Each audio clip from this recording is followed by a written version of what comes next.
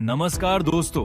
अक्सर हम में से बहुत से लोगों को फिजिक्स या तो मुश्किल लगती है या फिर बोरिंग, लेकिन शायद इसकी वजह फिजिक्स नहीं बल्कि उसे समझने का तरीका है। इसलिए आज हम फिजिक्स के एक सबसे बेसिक और फैसिनेटिंग कॉन्सेप्ट रिलेटिविटी और फ्रेम ऑफ रेफरेंस को सिंपल एग्जांपल्स और एनिमेशंस की मदद से समझेंगे।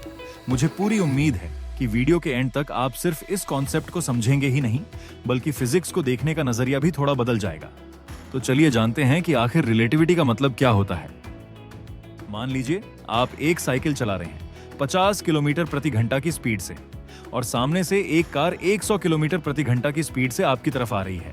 अब अगर आप साइकिल पर बैठे हुए उस कार को देखेंगे तो आपको वह कार 150 किलोमीटर प्रति घंटा की स्पीड से अपनी तरफ आती हुई लगेगी और बिल्कुल इसी तरह कार में बैठा हुआ इंसान भी आपको 150 किलोमीटर प्रति घंटा की रिलेटिव स्पीड से अपनी तरफ आता हुआ देखेगा।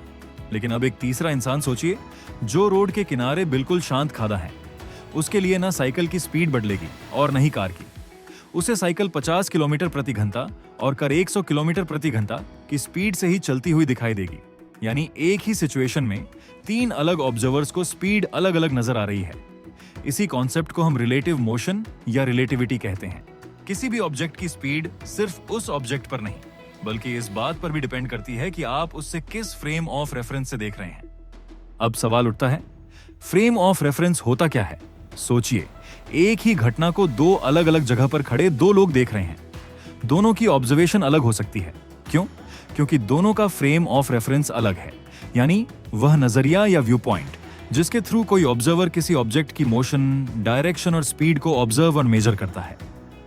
अब इस कॉन्सेप्ट को एक और एग्जाम्पल से समझते हैं। चलिए मान लेते हैं एक ट्रेन है जो एक 100 किलोमीटर प्रति घंटा की एक कांस्टेंट स्पीड से चल रही है।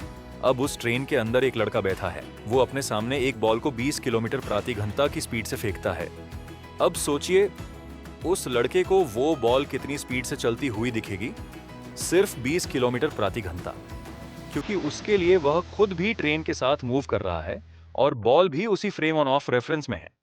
लेकिन अगर वही बॉल प्लेटफॉर्म पर खड़ा एक इंसान देखे जो बिल्कुल रेस्ट पोजीशन में है, तो उसके लिए बॉल की स्पीड 120 किलोमीटर प्रति घंटा होगी, क्योंकि उसके हिसाब से ट्रेन पहले ही 100 किलोमीटर प्रति घंटा की स्पीड से चल रही थी और बॉल उसके अंदर 20 किलोमीटर प्रति घंटा और आगे बढ़ रही है।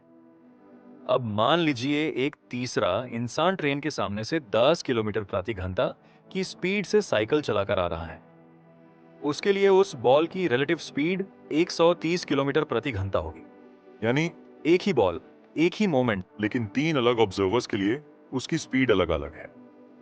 तो क्या इनमें से कोई गलत है? बिल्कुल नहीं। हर ऑब्जर्वर अपने अपने फ्रेम ऑफ रेफरेंस से देख रहा है। इसी वजह से सबकी ऑब्जर्वेशन अलग है और इसी कॉन्सेप्ट को हम रिलेटिविटी कहते हैं। मुझे उम्मीद है कि आज की इस वीडियो से आपको रिलेटिविटी और फ्रेम ऑफ रेफरेंस का कॉन्सेप्ट अच्छी तरह समझ आया होगा। और अगर आपको इस वीडियो से कुछ नया सीखने को मिला हो तो वीडियो को एक लाइक जरूर करिएगा। और अगर आप ऐसे ही साइंस और स्पेस से जुड़ी इंटरेस्टिंग वीडियोस देखना चाहते हैं तो चैनल को सब्सक्राइब करना बिल्कुल मत भूलिएगा। अगर आपका प्यार और सपोर्ट ऐसे ही मिलता रहा तो अगली वीडियो में हम आइंस्टीन की स्पेशल थ्योरी ऑफ रिलेटिविटी को स्टेप बाय स्टेप और बिल्कुल सिंपल तरीके से समझेंगे। तो मिलते हैं अगली वीडियो में, तब तक के लिए टेक केयर और गुड बाय।